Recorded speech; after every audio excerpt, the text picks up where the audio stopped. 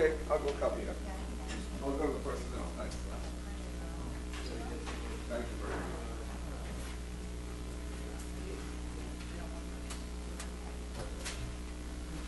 Anybody else want to? Well, let me go make a copy.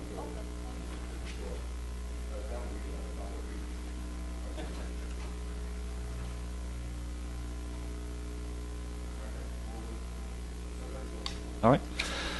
You're ready in the back, right? Okay. Good morning, everybody. Let's call the meeting to order. It's now 9:15. Mr. Shimon, do you mind calling the roll?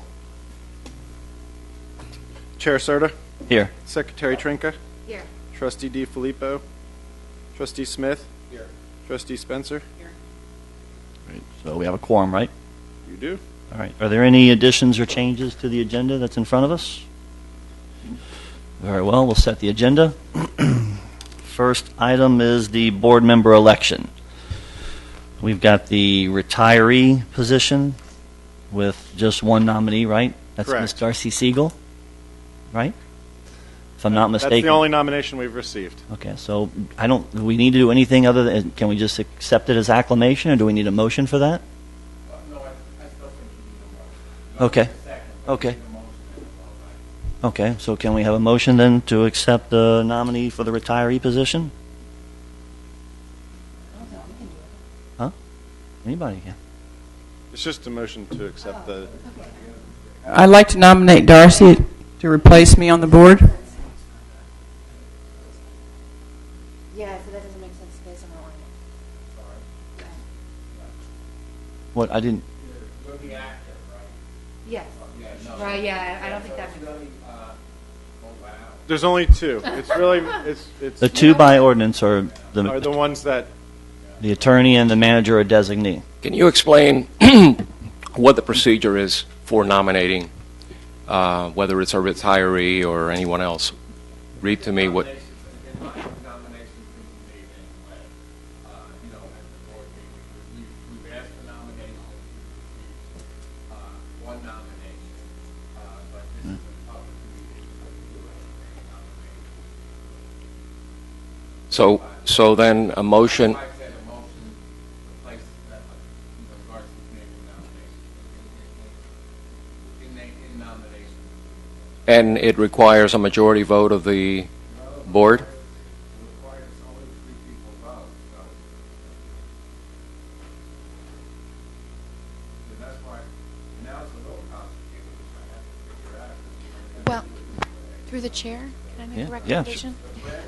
Well, once he's completed his Yeah. thought. Both the active member of the plan and the retiring member of the plan and trust shall be chosen by the other 3 board members. You know, yeah. Okay. I think Right. 2 out of those 3 would be Right? Okay. You have something? Just maybe as a suggestion, which I probably should have done when you first said to change the order. This actually happened to me the last time I was nominated. When I came up, then we had board business, including our investment performance and all of these things. And those people who might be nominated or onto the board may not have had an opportunity to review those. And I think it's important for a few things, including our CAFR, that we have some of our business done here that's approved. So maybe that should be moved towards the end of this meeting so that the board members who were here had a chance to review the materials and then to have the election.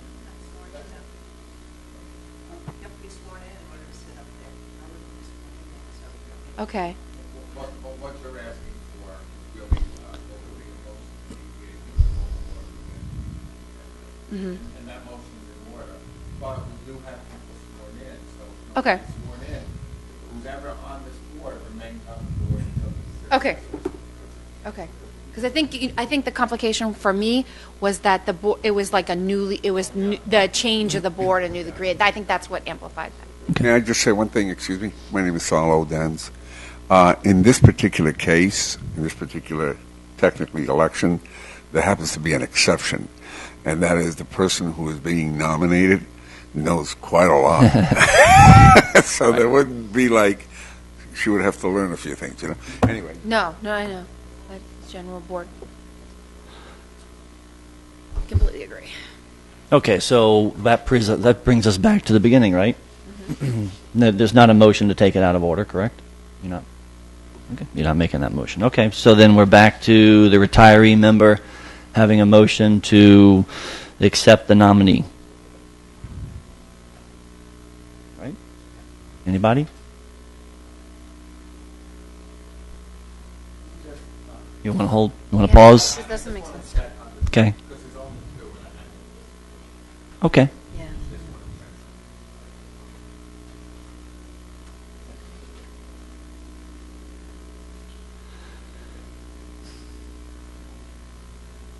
Can we go to the next one?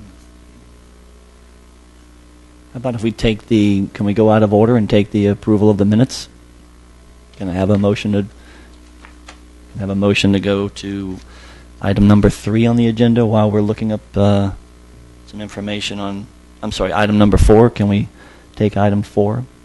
Can I have a motion to, I have no objection to that.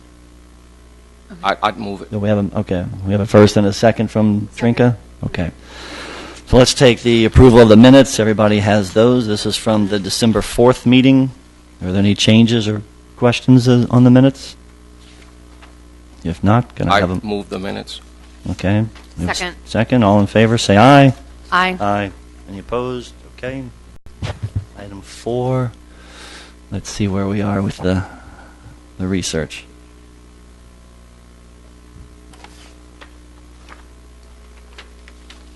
Keep going to invoices. You ready? Okay. 2 people eligible to vote? Okay. Or both up? Okay. This is what I was concerned about. I wanted to see what you said. Your plan that, we've adopted from the league says each school board member shall be entitled to 1 vote on the board. A majority of the board shall be necessary for any decision of the board.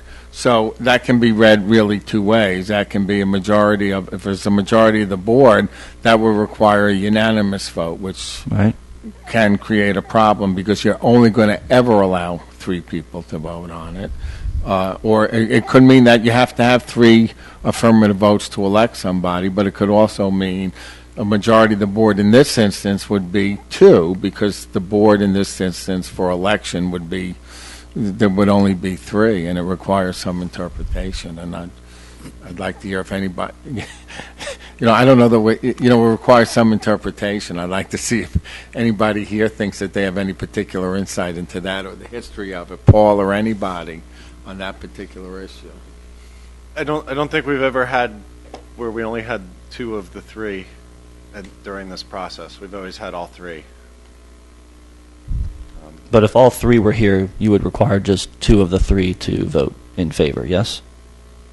No, because it You- says a majority of the board shall be necessary for any decision on the board. A majority of the board is 3 Right. in normal circumstances. So then you would, if you had only 3 people voting, you would require an affirmative vote, which, you would require a unanimous vote, which Okay. could block, a replacement. The other interpretation of it is under these circumstances, since 2 people can't vote, that you read a majority of the board shall mean the majority of the board who's eligible to vote, which would be a majority of the board that's eligible to vote would be 2 out of the 3. And I think that interpretation is a fair interpretation. I think the other one is as well. I was hoping Paul could say, "Well, here's how it's been read. Here's how we've Have you we've come done it." across Yeah, this we've- before? Right. Your plan is Right. the only plan that allows retirees on the board like this in this process. Okay. I think a reasonable interpretation, should you choose to adopt it, is that in these circumstances, because of the amendment that we have allowing a retiree with only, and not allowing the other 2 members to vote, I think a reasonable interpretation of it is that it would be, 2 out of the 3. would be considered the board for board action for this instance. Okay. I'm not sure it's the only interpretation, but I think that's a reasonable interpretation. So there's three under this possibilities. We circumstance. could defer the election until we have all three members eligible to vote. We can take the reasonable interpretation that the plan is reading as two being available to vote now would be acceptable and could vote. They'd have to be both of them in favor. Or the third option is the reasonable interpretation is that it requires all three of the eligible voters to be present and to make the vote. Is that correct? Yes. Okay. Does anyone care to make a motion on one of those three? I would move to defer and have Councilman DiFilippo here. Is there a second? Hold on, I need to write that down. We can vote on it later if he shows up. Yeah. If not, we'll do it at the next meeting. I was going to ask, do we expect him here today? I'm not sure. We I'm didn't sus- receive anything saying he would not be here. Okay. Okay. All right, let me do this. Let's send something out to him, and let's. Can I have a motion to defer the elections till the end of this meeting? Does that sound? I would amend the motion to so reflect. Okay. Is there? Second. All right. Second. All in favor, say aye. The motion is to just defer the election till the end of this meeting. For now, let me see if we can reach out to the board member and see what we have. So we've got a first and a second, right? All in favor, say aye. Aye. Aye. That carries. Ratification of invoices. Mr. Shimon, can you just, I know, Sure. obviously the motion's for 9,627, 72 cents. you have, You can just bring us through it while I send them. Page 7 of your agenda packet lists the 4 invoices that were paid during the quarter. 2 of them were legal bills. The other 2 were, one was the quarterly fees for the trust. The other one was the meeting attendance fee of $750 for the meeting last December. Total is $9,627.72. So a motion to ratify those would be appropriate. My motion is to ratify the invoices for approval. I'll second. Okay, all in favor, say aye. Aye. Opposed? Okay, that carries. Item number 6, ratification of approved lump sum distributions. I think there are 3 totaling $40,209. Mr. Shimon, you want to take us through that? Yeah. Page 17 of your agenda packet, there are 3 returns of employee contributions for former employees, Randall Fowler, Janet Smith, and Freddie Perez. Total $40,209.27. So a motion to ratify those lump sum payments would be appropriate. Okay. Yeah, I move to Is there a motion? ratify the lump sum payments. And second? Second. You All, have discussion? any discussion? Yeah, Sure. discussion. The lump sum? That's This- Randall Fowler, who was Jan Smith, and who Yeah. was the third one? Freddie Perez. This is more in general, so how many does that leave that potentially would have the lump sum payment? Because when we're in the report, it indicated that that would assist the plan if those individuals, the lump sum were distributed. In the So- valuation Yeah, report, so how many are left now?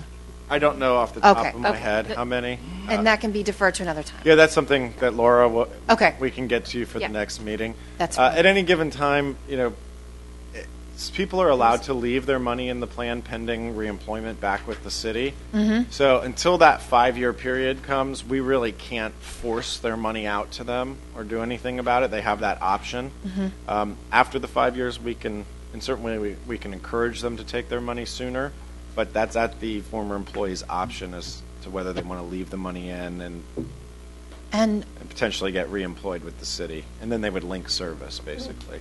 Okay, I apologize. Where does the 5 years come from? Where is that in? It's in the document. Oh, it's in the plan The plan document. document Okay. allows them to up to 5 years to come Okay. back. All right, I'm done. I apologize. I was disoriented a little bit sending a message to the board member, DiFilippo, but I heard an action item, I thought. And was it your question that was, you wanted to know how many separated employees still had their funds in the pension plan? Yeah. Okay, which I guess could be a moving target if someone Yeah, else. it's a It is a moving It's a target, moving but we Okay, can so your tell request is the number of employees and the dollar figure, total dollar figure? Yes, please. We can Okay. get that. Just so I have that record of that. Yeah. Okay. So that's for Trinka. All right, thank you. Investment performance. Mr. Shimon, can you take us through that? Yes. Oh, I'm sorry. I'm not sure we had a vote on that. Because I had I had a Ask motion and a discussion. second. Yes, Okay. so. And all in favor, say aye. Aye. Any opposed? Thank you. Investment performance starts on page 18 of your packet. This is for the quarter ending December 31st. We started the quarter $16,696,000. Contributions were about $214,000. Earnings were for the quarter $458,000. We distributed a little bit more than $347,000. Expenses were about $11,500. So we ended just over $17 million, with $17,010,875. If you turn, the next couple of pages just have your quarterly statement. But if you turn to page 28 of your agenda packet, for the quarter, the fund returned 2.71%. So that's where the $450,000 positive came from. The target index was a little bit higher at 3.02. But the 2.71 was better than both of the pension fund allocation median managers that we look at. So the very bottom lines, we look at different allocations of pension funds. So they take all the pension funds across the country that report, kind of come up with the average return for the quarter. So during the quarter, we beat both of those other two equity type pension fund returns. And we look at a couple different ones because different funds have different amounts of stocks versus bonds. But still a very strong quarter. The high-quality bond fund produced 1.85% return for the quarter, which was a very good quarter. You can see by looking at this, the Core Plus, which is the more international fixed income, and the international portfolios were both down. All the domestic portfolios were up tremendously for the quarter. And so that's kind of why we have that balance now on the fixed income side, is to balance out what's happening in the United States versus what's happening in the rest of the world. And the key issue there is the dollar. The key strength of issue the there dollar. is absolutely the euro has fallen roughly 40% to the dollar. So the mid caps are doing a lot better. And small caps too. Right. The large multinationals are going to struggle with the dollar being so strong. They've done very well over the last 6 or 7 years with the dollar being weak. That allows them, when things come back, to make a larger profit. So that is going to certainly have some effects on the large caps going forward. However, during the quarter, the large cap funds on average, if you look at the S&P, was up about 5%. Our index, which tries to sort of track that but goes a little bit further, was up 6%. Value was up 4.5%. Growth, on the other hand, was up about 5.5%. So growth did a little bit better than value in the last quarter. Longer term, value still has done better. So that's sort of an interesting sort of change in the market, that the growth companies are starting to outperform the traditional, more value companies. And that's sort of a sign of the economy starting to grow. You would expect companies that are growth companies to do better when the economy is starting to grow. The small cap, mid cap fund was certainly the best performer at almost 6.7%, outperforming its index by almost a whole percent on the short term. The 1 year number, they're a little bit behind. 2 year number, they're a little ahead. 3 year number, they're a little behind. 5 year number, they're a little ahead. So they're bouncing right around the indexes and doing a very good job, at least for small cap. I mean, their 5 year return being at over 18% per year has been a very good run with the small company stocks. Large companies have done also very well the last 5 years. So having said all that, we're up about 2.7 after the first quarter. We've had a lot of volatility in the market. January, February, and March. We've seen the markets go up to almost 19 and back down to 18,000. And so there has been a lot more volatility. Europe is certainly a big concern. The 40% drop in a barrel of oil is starting to affect, certainly affecting oil-centered companies. Interestingly, though, the extra money in everybody's pocket is helping the consumer companies do better. And so consumer spending has been up. So we'll see how this quarter ends. We should be positive for this quarter at the end of March. And we don't expect to make any changes in the portfolio right now. So if anybody has questions, I'd be happy to answer them. And can you help? So, as we review the investment performance, when we look at the 10-year history, the 10-year return, the plan is that 6.13. Right. And when you I can't read the footnotes very well. The target index, I can't read the description of the target index. The target index. So one of the things that we've had this discussion with a lot of boards. When you look at each individual portfolio has its own index, right? But that one at the bottom is not the addition of all the indexes. Oh, it's of not the portfolios. It's a separate one that uses the S&P. It's a just bigger proxy than the individual ones. It's just a more generalized. So it's Barclays aggregate at 40%, 39% S&P 500.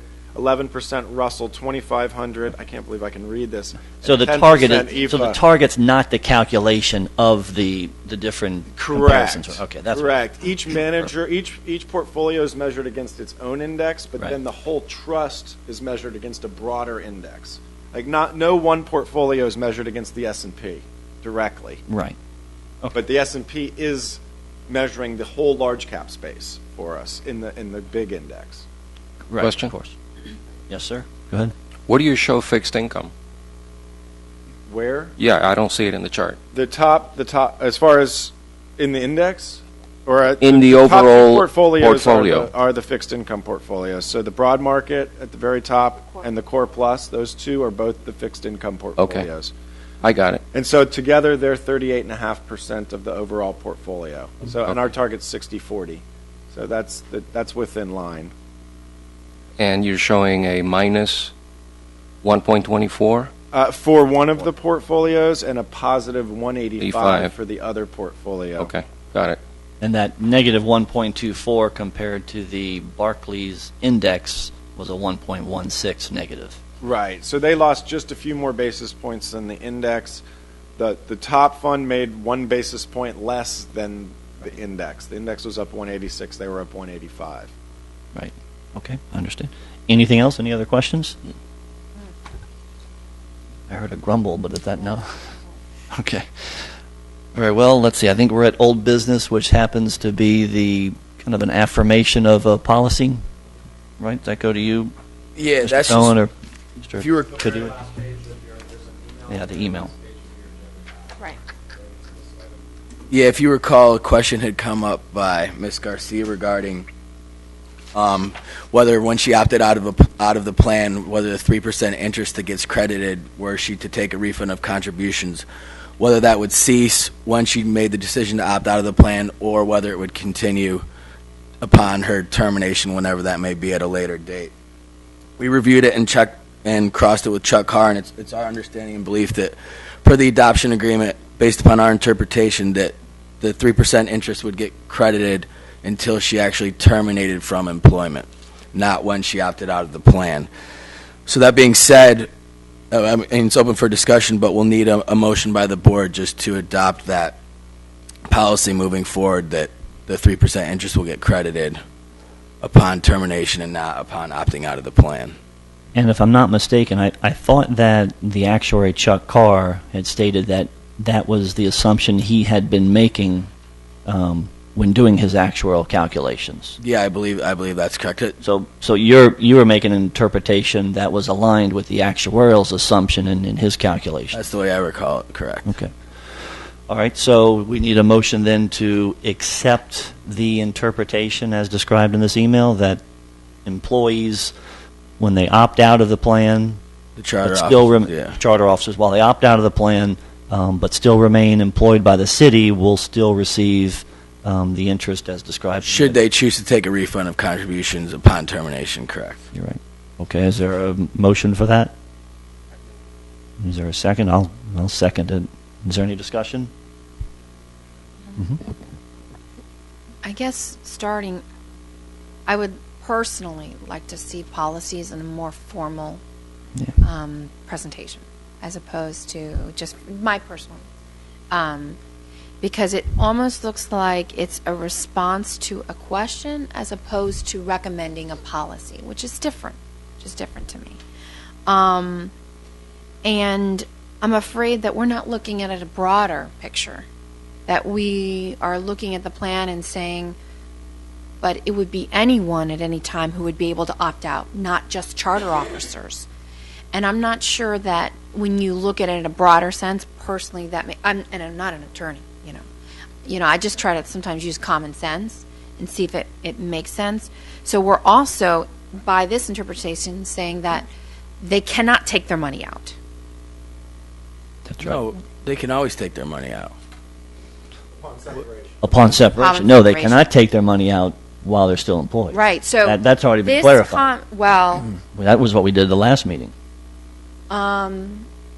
what I understood from the last meeting is that was what we thought. Let's go back, let's look at it, let's take a look at the plan and make sure and look at the ordinances and then come back with an interpretation. So that is implied in here, is that if someone is opting out of the plan, that they cannot, they're required to leave their money in. Yeah, until they separate. I guess to clarify, this was in response to the question posed by Ms. Garcia. So Okay. let's make it more fine-tuned to what it was. She, I believe, had 10 months of service, opted out of the plan. Her question was, like, at the end, whenever I finish here, I'm just going to want to get a refund of contributions. What's the point of taking my accrued benefit? Because 10 months, it's going to be, to her, minuscule. So her question was, if I stay here and I leave that there, and I don't take, and whenever I take my refund of contributions, at the end, however far that is, will I get my 3%? Yes. Until she terminates, she can't take her money out. So that's, in regards to the policies, we have in the adoption agreement, Okay. not just for charter officers, we have, based upon your credited service, if you have less than 4 years of credited service, upon termination, you get the 3% interest if you take the refund. If you have 4 years of credited service and less than 6, then you have other options. You can get a 50%. So I guess to answer your question, this isn't so much as a policy. We have rules in our adoption agreement, how that dictates for different employees based upon their credited service. In response to Ms. Garcia's question is whether or not she will get the 3% when she gets a refund of contributions or not, it's our recommendation that based upon the reading and our speaking with Chuck Carr that she would. So we can, make that motion more limited to this circumstance in answering Ms. Garcia. But should this arise moving forward, based upon our past practice, this would also apply. This was Right, so limited because the to who it adoption- would be. There may not even be another person that this would become applicable to. That is very possible. Okay. So, because of the way that the ordinances were actually adopted, the opting out for the charter officers could not have been contemplated in the original ordinances in the plan document, how to treat them. So I do not see where it's black and white when individuals opt out, what are their choices? Okay, that is an interpretation of saying, this is what the ordinance says. If you have 4 years of credited service, That's the plan. The plan. So the plan could not have contemplated an ordinance allowing individual members opting out. No, the ordinance contemplates that. Well, What's not after clear. the subsequent ordinance of the first ordinance that said so the ordinance allowing them to opt out doesn't specify what happens to their funds, right? The overall plan itself, under IRS rules, we cannot give an active employee money out of the pension fund. It's not allowed. So I think And there's no, so they can't roll it over, they can't. not while they're still actively Okay. employed. So I think All right. that's implicit Understood. all of the way the pension fund runs, as opposed to having a specific rule for this case. This applies to all cases. Okay. No money can come out until there has to be what's called a qualifying event, and there basically are only two real qualifying events. You've separated service, or you've separated service because you've died. Those are the two reasons. And Okay. there may be another one out there too, but the main ones are you've left employment or you've passed away while employed. Those are the two triggers that allow money to come out. So I think the real question for us as the administrator was, is the interest applied only for the time where they were actively in the plan making contributions, or is the interest applied from that point all the way through date of separation? And I think that And this is the actuary has confirmed that in his calculations, he's assuming that interest is through date of termination. And I think your attorneys have given you the opinion that they agree with that opinion legally, and they need the board. Honestly, it's not them.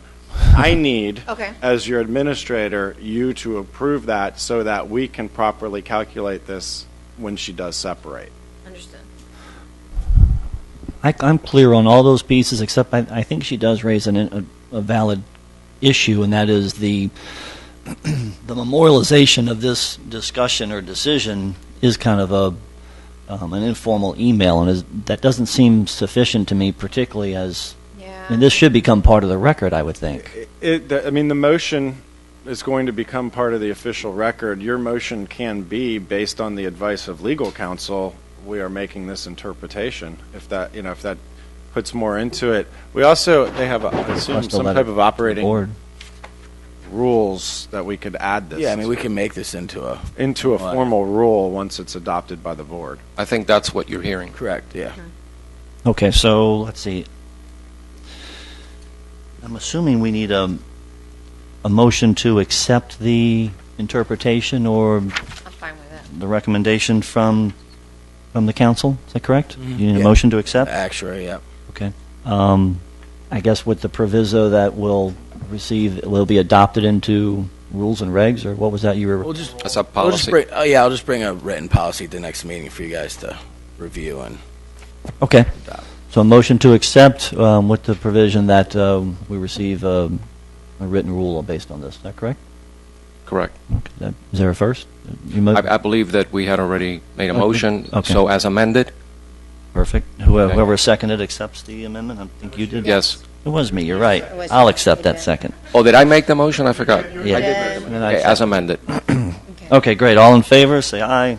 Aye. Any opposed? No. All right. Oh, new business, the actuarial valuation. Everybody has or had there. I have an extra version or extra copy of it for the new retiree, who I guess I'll let you borrow. Okay. You're still on the board.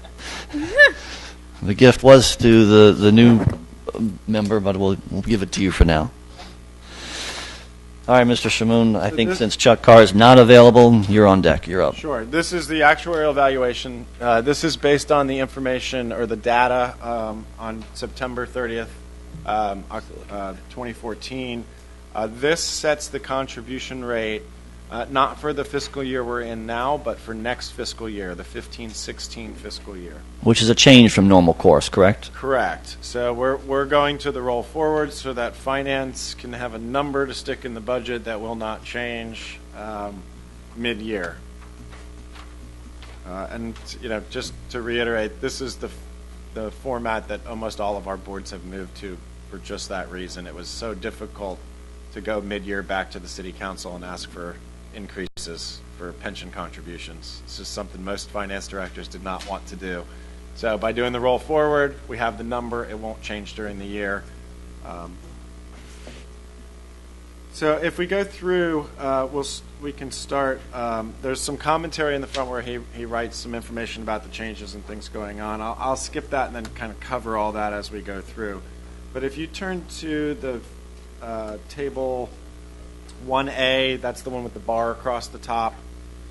Current assets were $16,569,000, and let me just double check something real quick.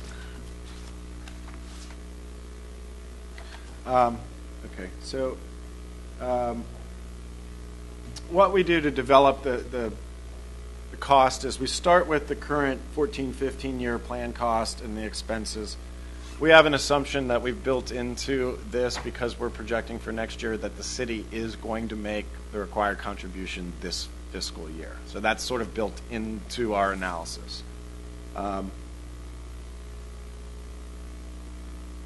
The normal cost, let me go back to, actually no, I'll keep going on that page, that's easier.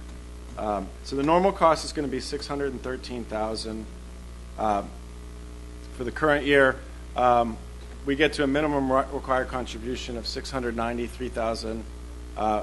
We have an expected payroll next year, and that payroll is kind of rolled forward. So we would have taken last year's payroll, and now we're projecting it for 2 years into the future to get that $2.1 million. That may or may not be accurate when we get to that point. What is important is that, or what is required by the state, is that the city contribute the 32.92% of actual payroll, or whatever payroll comes out to be. So when the city's preparing its budget for next year, we're not trying to meet the 693 contribution value. We're trying to make, we're just matching the percent contribution. Correct. Okay, thank you. Which is a change that the state made about 6 years ago. From the dawn of time, we always used the dollars. The state changed that a number of years ago. And their reasoning was that payrolls were growing very quickly, and most cities were giving fairly good-sized raises each year, and that using the dollar amount, they were underfunding because payroll was going up faster than what that number was. Now, of course, they caught up the next year, but the state didn't like that. And so they said, no, you got to put in the percent of actual payroll. Well, by the time they got around to actually implementing this, most of our cities started laying people off. Nobody got raises, and it had the actual opposite effect because now they required the percent of payroll of a falling payroll number. So it's just a little irony in how government regulation works. But there were some changes that are very important to talk about. If you turn to table 1C, the cost last year was basically 25% of pay, or the year we're in now. The investment gains that have been made over the last few years brought the contribution rate down about 1.2%. Demographic experience increased the cost by 4.7%.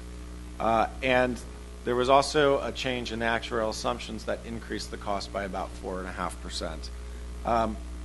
Demographic experience, and we can look into some of those things, typically is people were hired into the plan at a greater average age than the plan had before, or salaries were higher than the person that was replaced before, things of that nature.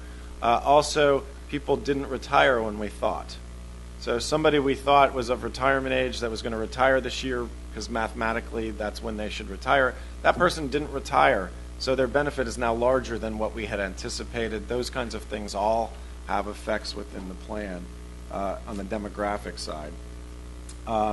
Salary increases could have been larger than what was anticipated. You know, a lot of salary increase assumptions came down. We can go through some of these in the back to look at what exactly happened with you guys. But the net result was that the cost of the plan went up to 32.92%, or roughly an 8% increase, 8% of pay increase in cost. I think that represents about $90,000 in actual dollars, that change in cost. One of the things I will point out, since finance is in the room, is that there is a contribution surplus of about $120,000, I want to say, is the number I remember. Is that in the discussion letter? It was last year. It's in the very first part of the discussion letter. I think it's 141? 141. Yes, it's page 2 in the middle. Right. There's $141,000 of surplus city contributions.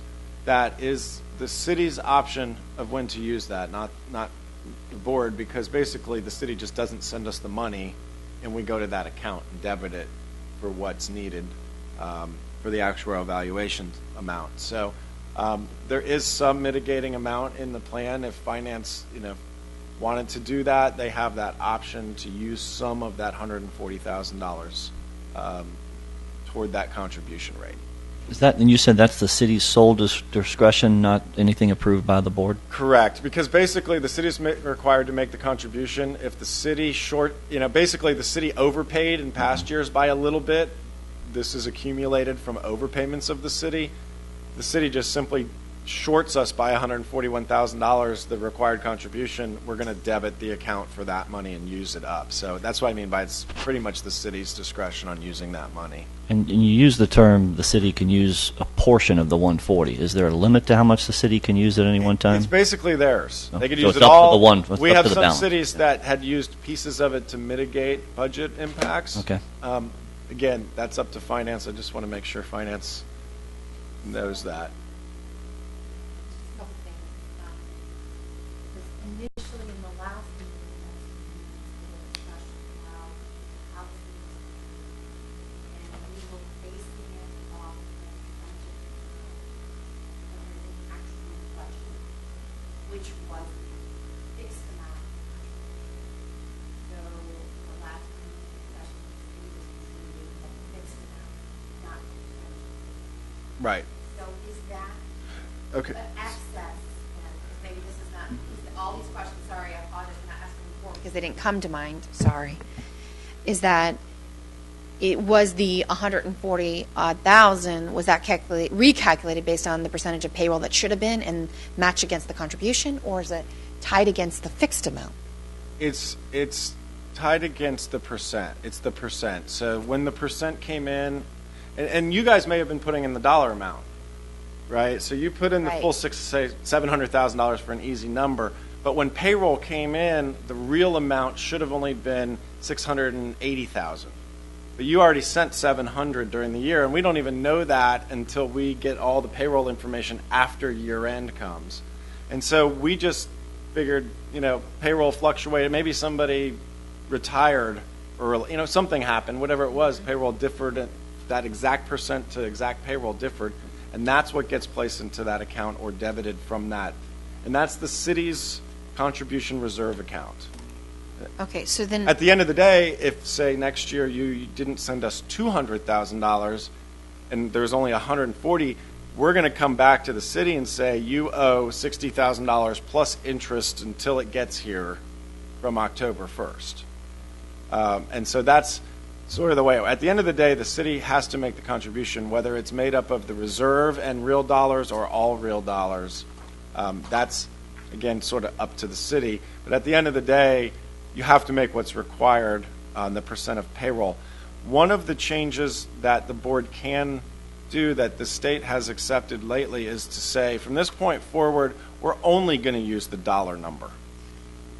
and I think So that's where I'm getting that's the confused, because I other- thought this and I was didn't get to determined that. I last, think yeah. Somebody asked me another question when we were. Yeah. That's where I was trying to get to earlier. So I thought that's what the last board meeting and the discussion and in the minutes was, is that the city was going to take that stance. to And have that's fixed. okay too.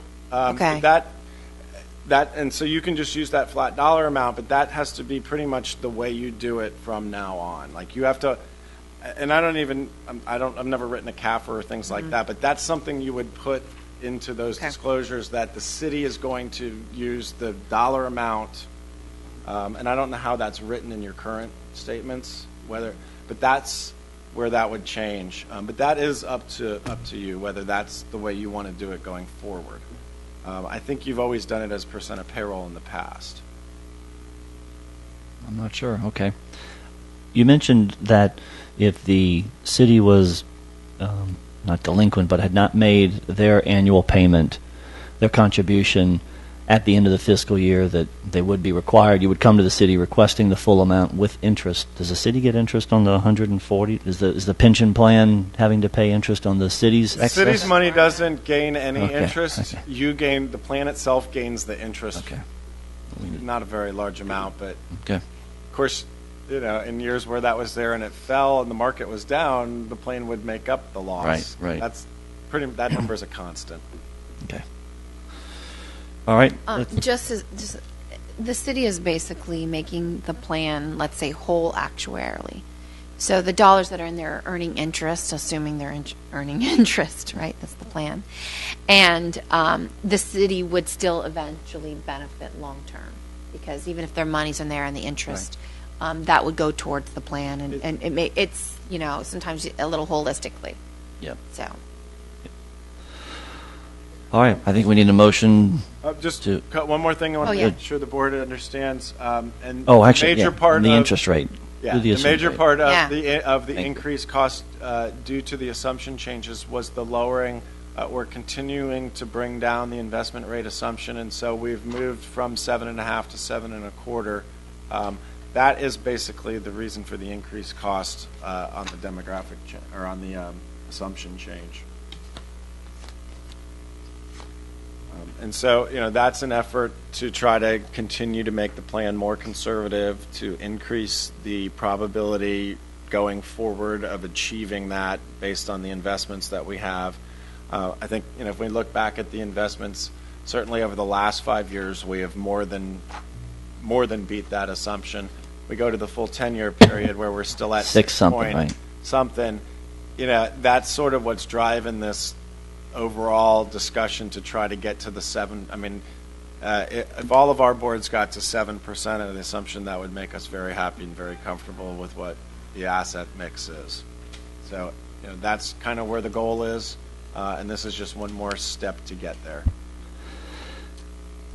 And in our conversation earlier, you had mentioned that, and it's rather anecdotal, but I guess your summary was that most plans are on the 7.5 to 7% assumed rate of return. They're on the path to get to Just- that. Most of them are still probably at the 7.5 number.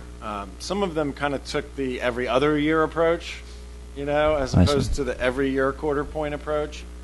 At the end of the day, I think as long as there's a concerted effort to try to get to that lower assumption over time, that's really what's important. The sooner you get there, the sooner the city will fund more, and the better off long term you should be theoretically. But again, that's up to the board, and that obviously has budget impacts and things like that that are associated with that. But so does when we miss that target by a large amount, as in 2008 when we had the losses. Of course. And so that's kind of what we're trying to mitigate, is make it more conservative. That will require a little bit an increase, obviously, in funding, but over a long period of time, that should benefit the city and the employees. Understood. One more thing before you vote, and I want to point to page 2-2 or table 2B. So it's in section 2. These are the GASB 25 and 27 disclosures. This is the last time you will see these disclosures because GASB 67 and 68 are replacing these. If you haven't already, should have received the GASB 67-68 supplemental report from the actuary. Did you say 2D as in B is in Bravo. Sorry. Okay. If you haven't already, you'll receive the GASB disclosures from Chuck. I don't know if you've gotten them. I definitely got the GASB. Okay. All right. So those disclosures are the new disclosures that go on the city's financial statements.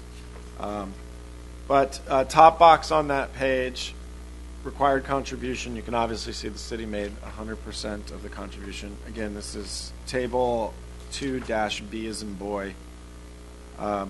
On the bottom, though, it shows the funding progress. And so, back in 2009, we had about $9.5 million in assets, and our liabilities were about $15 million. So we had $5.5 million of unfunded liabilities, or the plan was funded at about 63.5%. This was right after we lost a lot of money in the market. I wish I had the 10-year number in here, because it would show that your funded status had climbed up much higher prior to that. And you can pretty much see we've been digging our way out of that ever since. We got up to 82 in the 13 val. We had, a fairly large jump, as you can see in the liabilities. Liabilities went up quite a bit faster last year. and that brought the unfunded liability back to about $4.5 million. Funded status is about 78%. Just kind of to put that in reference, the legislature's arbitrary bar of pension plan health is 80% funded. So you guys are right in that line. If we have another good year of investment returns, I would assume that your funded status would get back above the 80% mark. So just to kind of point that out to you and show you that the other big change and has to play into this is payroll from 13 to 14 fell about $400,000. So that also plays into why the percent of payroll cost looks like it went up tremendously. 8% of pay is certainly a fairly large increase, but the pay fell by over 10%. So maybe another way to look at that 8% increase is probably over half of that percent increase is simply due to a lower number in the math equation because payroll is lower by over 10%. So just to kind of point that out to you. I have one more point. So I'm assuming that those the opting out actually occurred after the October 1st, 2014. Of the... So the covered payroll? Right. You would think. After 13, in the 13-14 years when that happened, yeah. Because my assumption is that was in the 2013 year-end payroll. It was not in the 2014 year-end payroll, and that's why there was such a large drop. Yep. Okay. Anything else? That's it. Any questions, anybody? No? Mr. Shamoon, can you, just for the sake, I thought in the cover letter, I just want to emphasize one thing and maybe bring something forward. There's the continued discussion which you brought up, this is page 3, the assumption changes. And so just to clarify, 2 basic assumptions. First, the interest rate was reduced from the assumed rate of return from 7.5 to 7.25 in this valuation. Secondly, administrative expenses were increased from $40,000 to $50,000, so a $10,000 increase. And then, Those are the 2. That's right. So those are the 2. I want to make sure we do know about those pieces. And I was a little uneasy with the step again going from 7.5 to 7.25. I think it's certainly where my only opinion is, I think it's where the board needs to be going, where the plan needs to be going. I also think your conversation where many of the plans are at the 7.5 to 7.0 mark, meaning that 7.5 assumed rate of return is on the high end of other plans. And then further, I think with the knowledge, again, same as last year, with that overpayment that the city has into the plan, I think that's good to know if for some reason the city wants to get some rate stabilization, so to speak, or mitigate some of the increase that these 2 assumptions changes, they have that ability as well. So I thought that was noteworthy. And then the paragraph below that is the refund of participant contributions. And this speaks to us that there are 9 participants who have an estimated $107,000, almost $108,000. The average amount being almost $12,000. Is that leaning toward the question that board member Trinker was asking about who has? It's not current; it's based on the end of year. This was as of October 30th. There were 11 people. Right.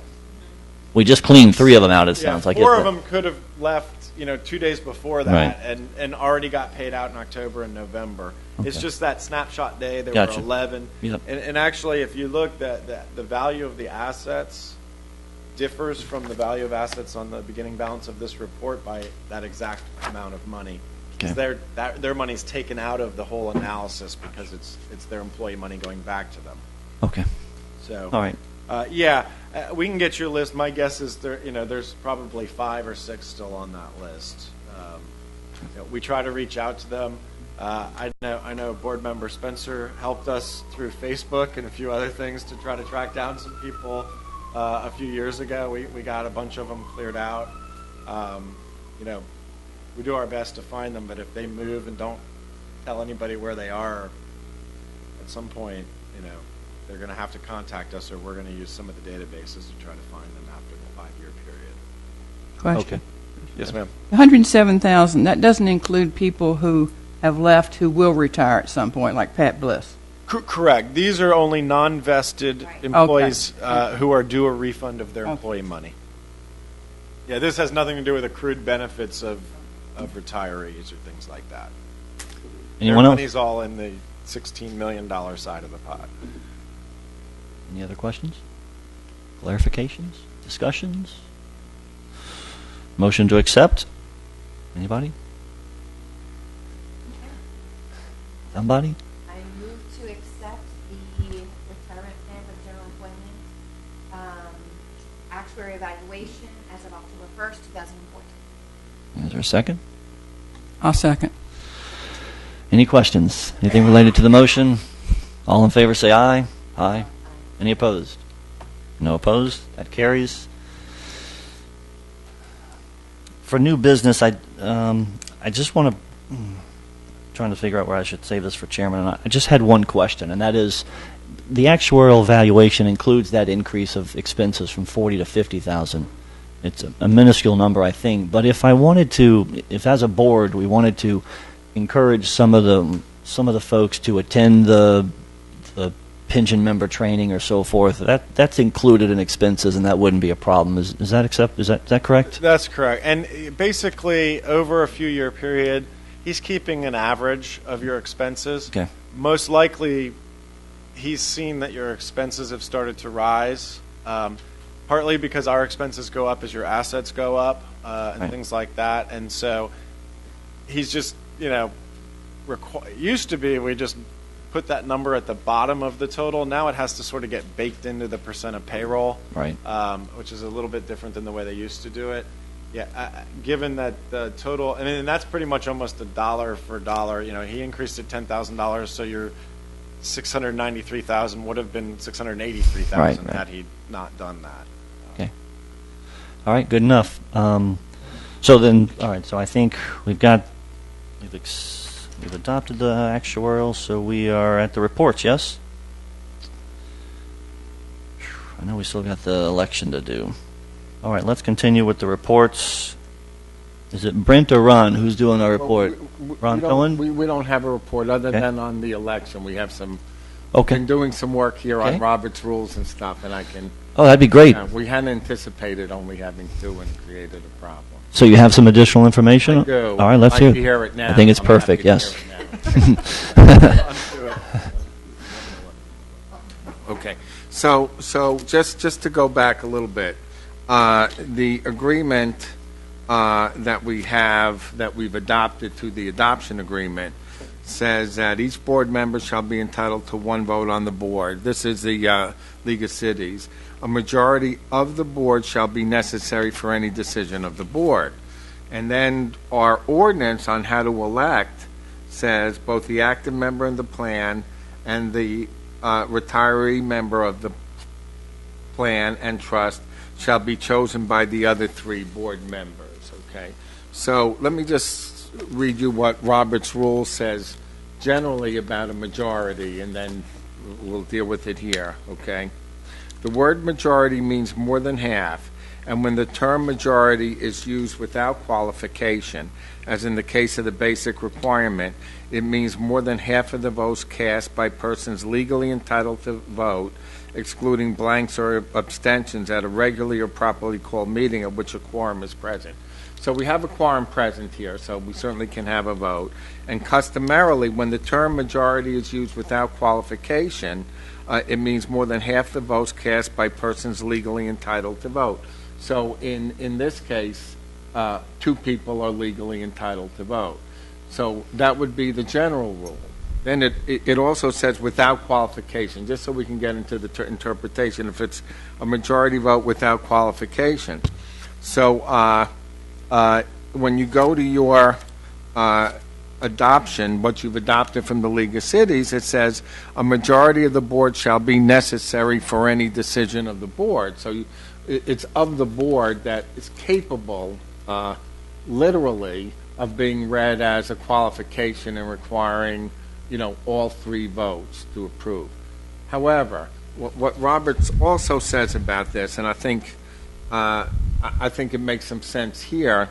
They're talking about the vote of majority of the entire membership is frequently, otherwise prescribing such a requirement is of a majority of everybody who could vote is generally unsatisfactory in an assembly of an ordinary society, since it is likely impossible to get a majority of the entire membership even to attend a given meeting, although in certain instances it may be appropriate in conventions or in permanent meetings where the members are obligated to attend the meetings. So what they're saying is, generally speaking, when you have this majority of everybody, it can create a problem. It doesn't, here they're talking about a majority of the membership, but I think by analogy, it's a membership of the Board of Trustees. So if you read this, and here's where I think the problem is with the interpretation, that it's that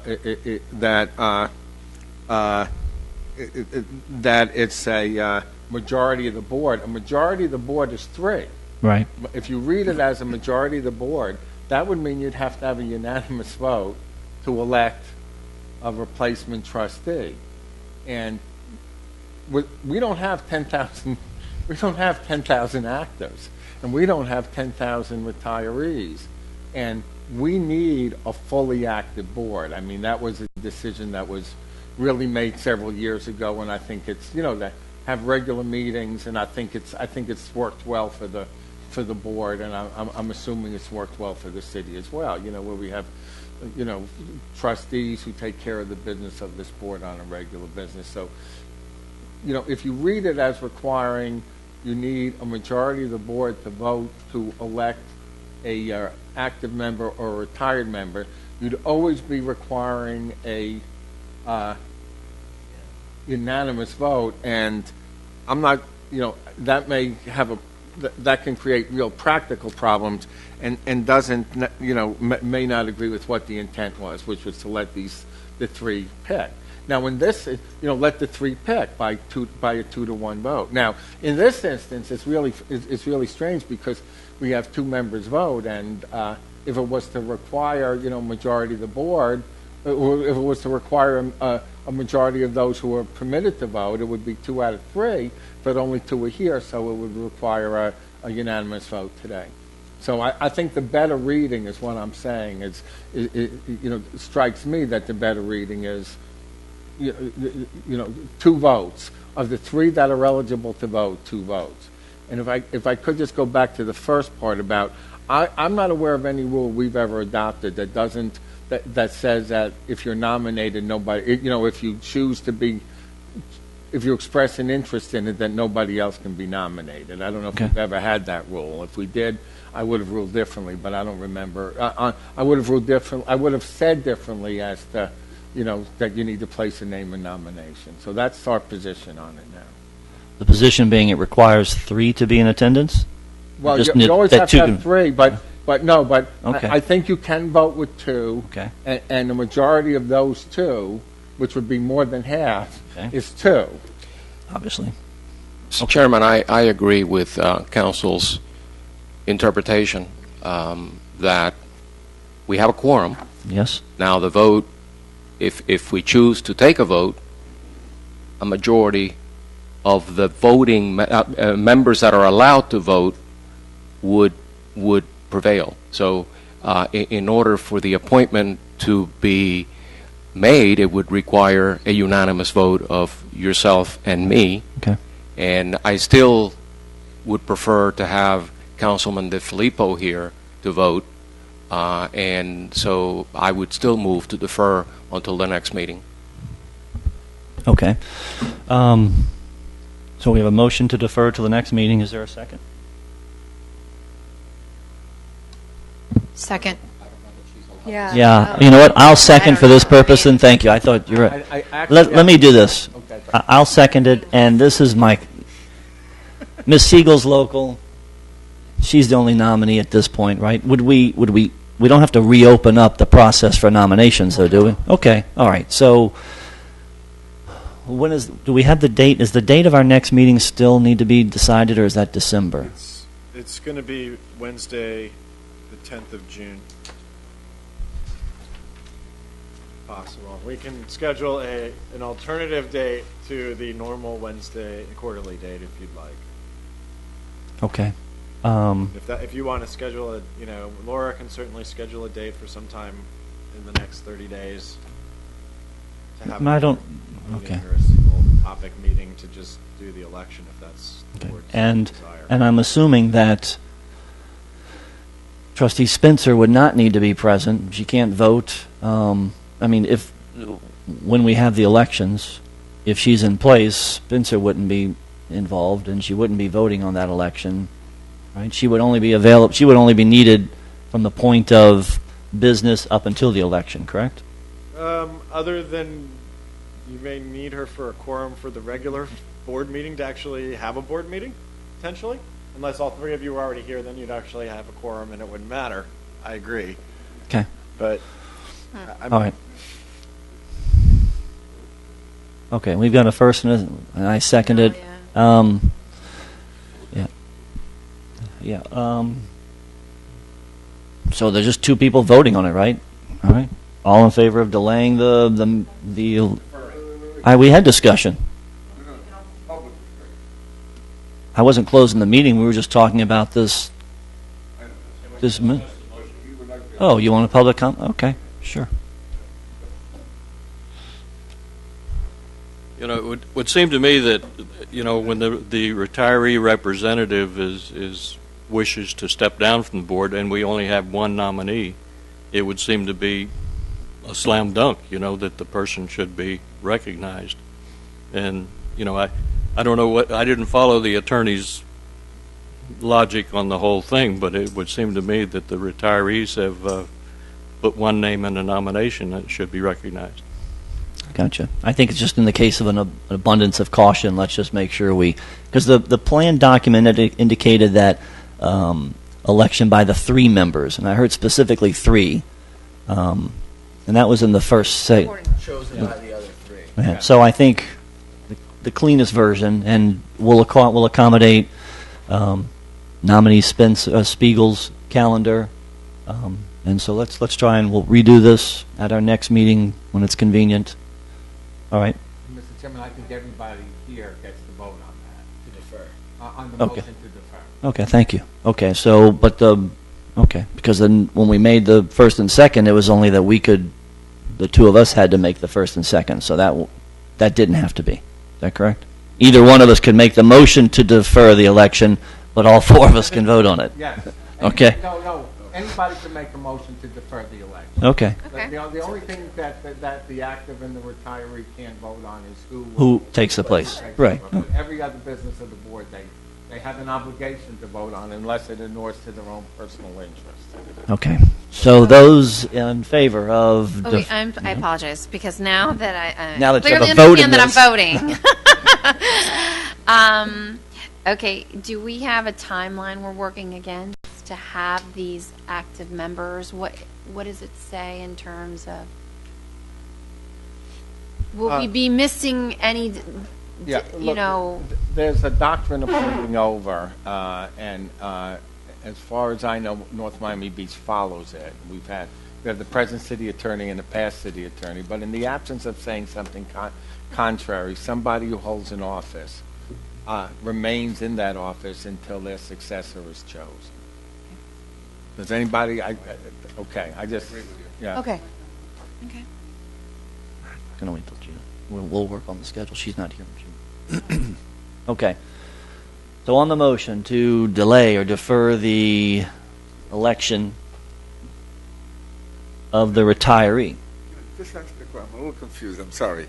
Okay. Are you saying that Marilyn cannot vote at the next at the June meeting? If she doesn't we're not exist? saying that because she'll still be the sworn trustee. Yeah. But it sounded like, well, okay, that means that you just sit there and, but I mean, she's still a board member at that point.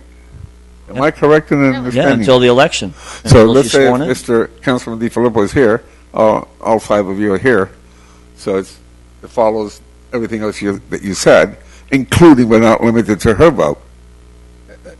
The only thing she won't be able to vote on is if The at the next retiree. meeting the three choose who replaces her.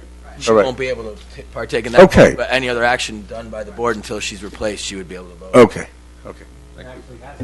Yeah. Right. And let me clarify the motion. The motion is to defer both member elections, correct? Yes. Okay, clear. Good. All right. It's a 4-person vote, right? Everybody's voting on the motion to defer the election till the next to-be-scheduled meeting of the trustees. All in favor, say aye. Aye. Opposed? All right, 3-1. And I do apologize for delaying the election. Sorry about that, folks. All right, we've done. So item number 3 now is deferred. We'll coordinate with the meeting schedule with nominees Spiegel. Yes. I'm sorry, Siegel. Sorry. Thank you. Okay, reports of the attorney. I think that concluded yours, that discussion. Okay.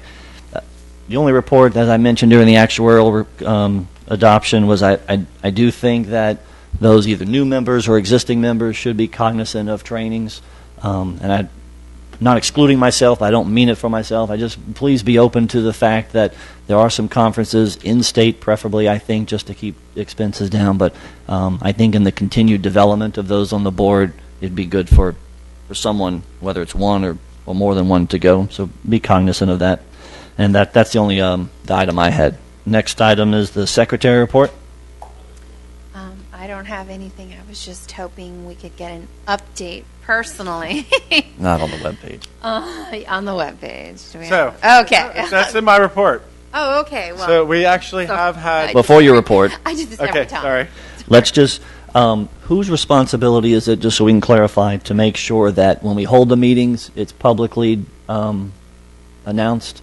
Also to set up the videographer or the video folks? Do you handle that, Director Trinker, or Trustee Trinker? Yes, I do. So I work through 2 different departments. I work through the city clerk to ensure that it's on the actual city calendar, and then I work through the Parks and Rec department to ensure that there's someone here to do videotape. And then I also work through, I actually manage the city website, and then I work through our IT department to make sure that it's on Inside NB. Okay, so there's 3 steps. a lot of steps. Thank A you lot for of that. steps. Thank you. And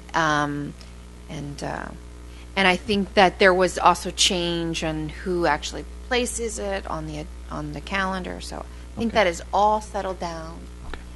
It is crystal clear, which I can't wait to hear the report. All right, well, thank you for that. I know those are a lot of steps. It does take some attention to, and I appreciate it. I didn't want to ask the questions outside of this, but thank you. All right, you've got the administrator.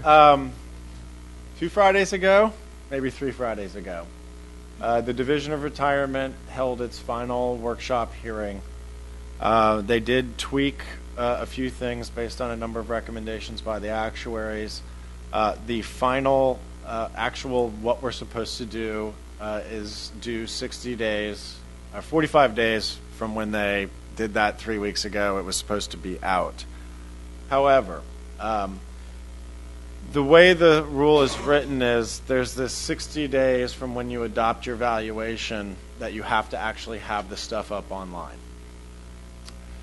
The division, and by your action today, you are not required to have anything up online until next year's valuation cycle. So you do not have to have the web page up. You do not have to do any of the things related to the state law, because your valuation was adopted before the effective date of the rule. And so all of our members have adopted their plans. You guys were because of the delay, the last plan that we had to get their plan adopted. It doesn't mean we're not working on them. It just means we still honestly don't have the final format from the state. Okay. And we've bought a 10-month reprieve Okay. from having to have it up. We have the templates ready to go once they give us that final format. What we're struggling with is the format that they gave us is basically an Excel file format.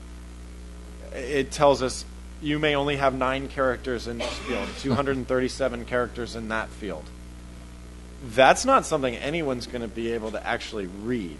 So I think that's part of still some of the actuaries are trying to figure out how to show this visually. We may just stick an Excel file on your website that no one will be able to decipher. Honestly, again, until they tell us the final rule here in about 3 weeks, we're not going to know exactly what to do. Okay. That's where we are on that. A couple of other things. There's a whole bunch of legislation that's been filed, obviously. Some will affect you. Most will not. Some bills are just shots in the dark to get somebody's point across on something. But there are a couple of interesting bills related not so much to your plan, but on the deferred comp side. There's an interesting bill that would require every city to RFP their deferred comp providers every 5 years and to hire an independent consultant to run the RFP process for your government. And no one that is involved with any one of those companies can run your RFP process for you or be a consultant to you. My guess is it's somebody who's really mad they didn't get onto the FRS deferred comp provider list, and we got thrown in as local governments because they just throw local governments into larger bills from the state. Doesn't have a House companion yet, but we'll see. There's a bunch of others, mostly dealing with police and fire bills that are out there. We'll see how those go. Just for your knowledge, all Florida retirement system related bills were pulled from the agenda. They will not be making any changes to the FRS this year. And the reason is the legislators got their first real look at actuarial science. And what I mean by that is they ran some analysis last year that said if they clobbered the FRS and did all these things, it would save them billions of dollars. When they ran the analysis this year, it said that it would cost them millions of dollars to do this. And they, of course, went, what? How can 1 year it save billions and the next year cost millions? We're going to have to do some more research. So they pulled all of those bills because they can't figure out what the actuaries are trying to tell them. Yeah, welcome to the party. Actuarial, quote unquote. Anyway, we'll see, by the next meeting. We were going to try to schedule your normal quarterly meeting for Wednesday, June 10th at 9. And that's the date I'd like to set now. Also, given the discussions earlier, Laura's going to reach out to all of you and try to arrange a date that all 5 of you can be here in the next 30, 45 days to have basically a one-item meeting, which will be the revisiting of the board member elections. Okay. Does the nominee need to be here? I don't think there's any legal reason that they have to be Let's here. Let's still try and coordinate with their schedule, but okay. All right. But yeah, Well, they would have to accept.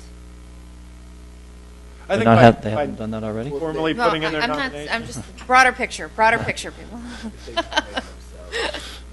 Okay. Just saying. Yeah, I mean, and they could come to the next meeting and be sworn in and do that Okay. if necessary. But we'll make every effort to make sure that the one retiree and the 2 active members are notified of the meeting. Okay, and I have asked Laura when she sends the email out confirming the schedule to also send out an Outlook calendar notice or something, so it should automatically that's appear in fine. your calendars. I could do that too, actually. That's If- okay. If it's One thing but less you don't It have might to be do. easier, actually, if it's done internally for us, because we'll be able to see. You'll get more information, but then, actually, no, we're going to let her handle that. Yeah, let Laura. Yeah. Because then when Yeah, you don't people say mind. no, Yeah, she exactly. can reach back Right, out right, to you right. guys Yeah, and you're right. reschedule and things. Hold on, we'll have public comment coming up next. Yeah. Okay, so that's Okay. all I the have. meetings. All right, public comment. We already had Or that we're plenty of... scheduling a date, no? No, we're gonna The Wednesday, just May coordinate. 10th one is the normal one. Laura's going to reach out to you tomorrow, the next day, and get list of dates Okay. for the special meeting. Right, so May 10th is the next one at this point scheduled, right? Sorry, No, June 10th. What am I talking about? June 10th. Right. Come on up. Come up to the podium. Yes, don't forget to call the city clerk and get the oath of office all taken care of before the swearing in. That's it. Okay, thank you. I always forget that. So it's time for public comment. We've had one. Anyone else care? All right, let's close public comment. Anything else for the good of all? All right, can we have a motion to adjourn? All right. All in favor, we're adjourned. Aye. is there a second? Or didn't you- Second. Don't need There you go for the record. You don't need one, I know. So when you don't.